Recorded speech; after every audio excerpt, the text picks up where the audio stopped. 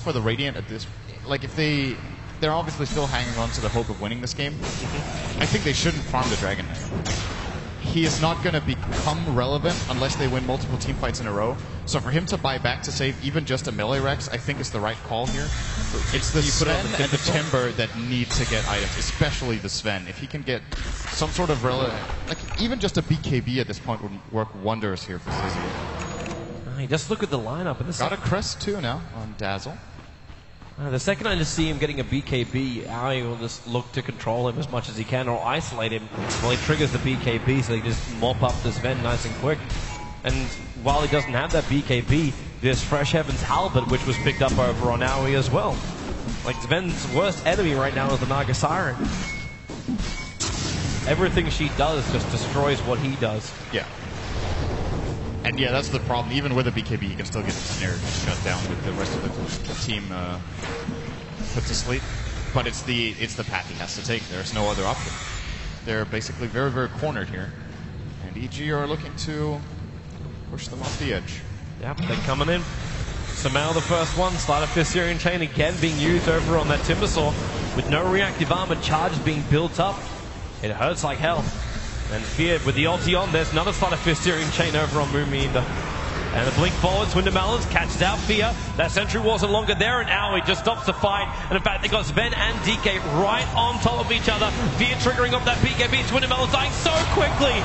I don't even see how that Sven instantly popped, but Swindamelons, the Shallow Grave keeps him alive. The Sumail runs backwards, it's a double kill for him. Fly may even just burn from this, and with the shots coming in, yep, they'll be ready to take it. Complexity being farmed up inside their base. I don't know if they're going to have the same mindset about game one where they just fight to the bitter end, but EG are so powerful right now, they'll kill off every single player of Complexity. The fact that Z-Freak is inside of his fountain isn't even a saving grace. They will take the mid racks, they've taken bottom racks, and they will look to take the full series here, EG, and push themselves into the semi-finals of the International fight. Sumail wants blood, and Z-Freak is almost going to give it to him. EG, what an incredible game from them this was, actually. There are just so many small plays that add up over the course of this game. It wasn't like just one single big team fight you could say won it. It was all of these 3-on-3s, skirmishes, small fights. They simply outclassed Complexity on pretty much every single move in this game. They really did. Very well played. It was a superb performance of Dota. You could look back at it for a while. I know a lot of EG fans will, and Complexity will have to study it as well, as they will now drop into the lower bracket of TI5, while EG await to see their opponents and they can greet the local crowd. They've given them one hell of a show. Evil Geniuses moving into that semi-final to face up against either Secret or eHome later on today. For now, though, we'll throw it back over to the analyst desk to get the thought on the series.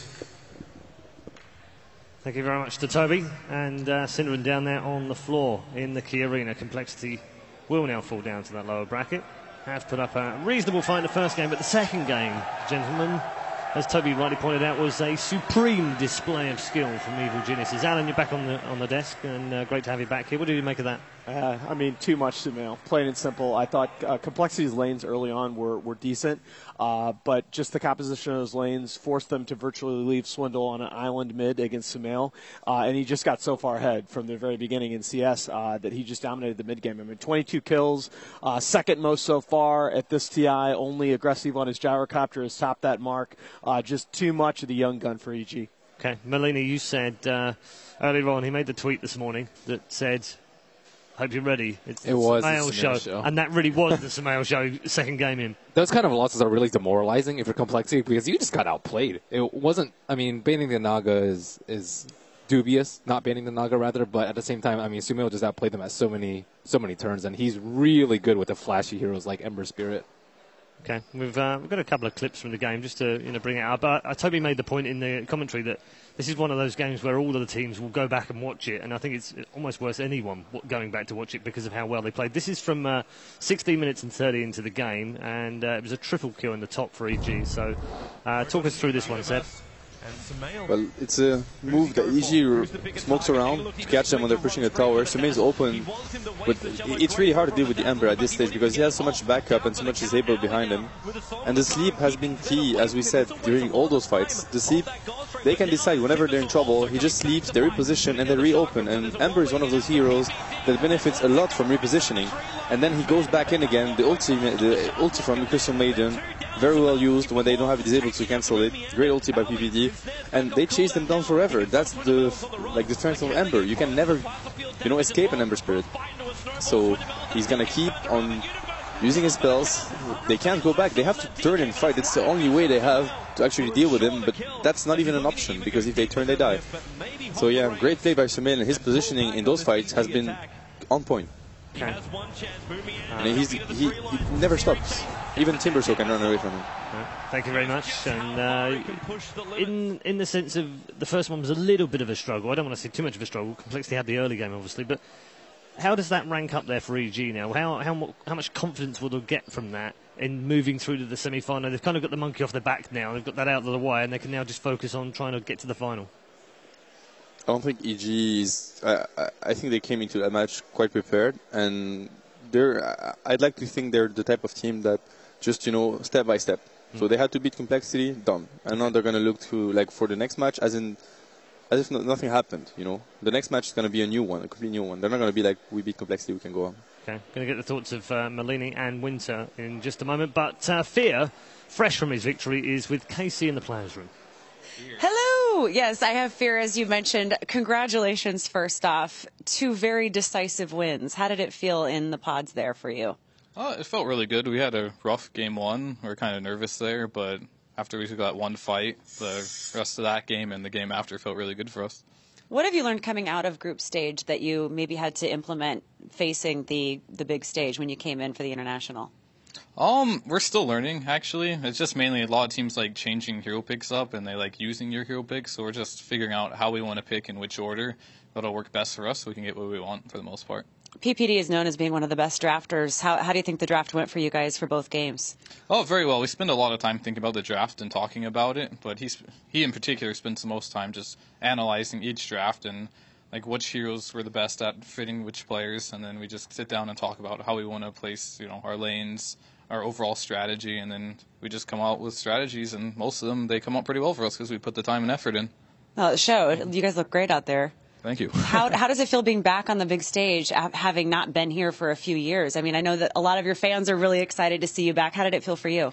It's really nice. I love playing at TI. Unfortunately, I haven't played the last 2 years, so being able to play again is just super nice for me. It's obviously TI is everyone's dreams. It's mine as well. So being back here was just great. You were featured in Free to Play, the documentary that Valve did, and because of that, and also because of the way that you play, you have a lot of fans who aren't just super into the Dota 2 community, but people who are discovering Dota because of you. How does it feel to represent the community in that way? It feels great to be like one of the North American faces, I suppose we could say. So it's like really nice to see people come up to me and they're like really passionate about the game, and I get to talk to them back because I'm also really passionate. So I love having conversations like at the fan signings and stuff like that. It's really fun. I'm really stoked every time someone comes up and like, oh, I'm your big fan. How has the international changed for you in the years since you've been back? It's evolved a lot. There's more players. The setups are better. Like the international one, for example, was like at Gamescom, and like the setup wasn't the greatest. Like it was pretty loud, and ever since then it's been like it's almost perfect now. Like everything, the player's perfect for the players, and I don't know, I love it. A lot of eyes are also on Sumail, and he has said that you've been a really great mentor to him. What has that been like for you to take him under your wing? It's kind of just natural, I guess. It's just like a new player. I've been around for a while, so he has questions. I teach him certain things that I've learned while playing for as long as I have, and I just pass it on to him.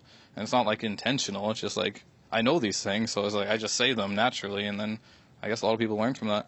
Who are the other teams that you guys all have your eyes on as far as who might be the most competitive? Oh, I think for the most part, it's pretty much Secret, and we really have a big eye on LGD2. Like, we're pretty big rivals with Secret right now. They've beat us the last 2 grand finals we've been in, so we want revenge, of course, so we'd like to see them again, but LGD is also looking very strong as well, so those are the 2 that I'm looking at the most. When March was in here after his victory, he gave us a nice enthusiastic yell. Is there anything that you want to get off your chest that we can help you with here today? No, I don't do that. You don't yell? I don't do that. Do you dance? I don't do anything. I just play Dota. You don't move. No, Nothing. I'm a Dota playing machine. And very serious, which is what I like, which is why you're so good. Do you do anything to blow off steam after a win like that? Do you go off and, I don't know, treat yourself to some chocolate or anything? Normally we'll go out to dinner, and then we'll just sit back and maybe watch the replays, a nice Fiend session. That's about it. I love it. Well, good, best of luck to you guys. I know we're going to be seeing more from you in a little bit, and we look forward to all of it. Thank you very much. Thank you so much. Back to you guys. Thank you very much, Casey, and thank you very much to Fear as well. Fantastic to see him in good spirits after the game as well. I was actually expecting him to say after he's finished a game of Dota, he just plays a game of Dota. I thought that was what he would do for relaxation, but nevertheless, fantastic to see him here. Fantastic. He's still got that burning passion, that desire to win. I remember in the film, you remember that burning desire to win the international, how disappointed he was to come out of it, and then obviously having 2 years away. I can't even imagine how much fire is under him right now to bring them a championship and finally crown himself as the international champion. He mentioned a couple of things in that. One is that they're still learning, Malini, in terms of picks and bans and how different teams will pick against them and pick their plan or pick their heroes that they want to play at. That's interesting, isn't it? You're always still learning. The game evolves so much, and with I think balance patches coming out fairly often nowadays, and especially huge balance patches, there's always things you need to pick up, different hero pools, different play styles, different item builds, different laning scenarios, and players as experienced as Fear always has things to learn.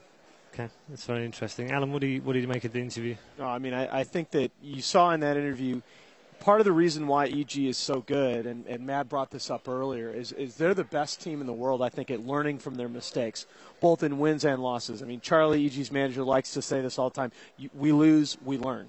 Mm-hmm. And I think that applies to wins as well. It's partly why you never see them get too high after a win, because there's always something that they could have done better in that game. And, Fear talks about the Fiend session. They're going to go back to the hotel. They're going to watch those games, and they're going to say, look, guys, we played a great game too.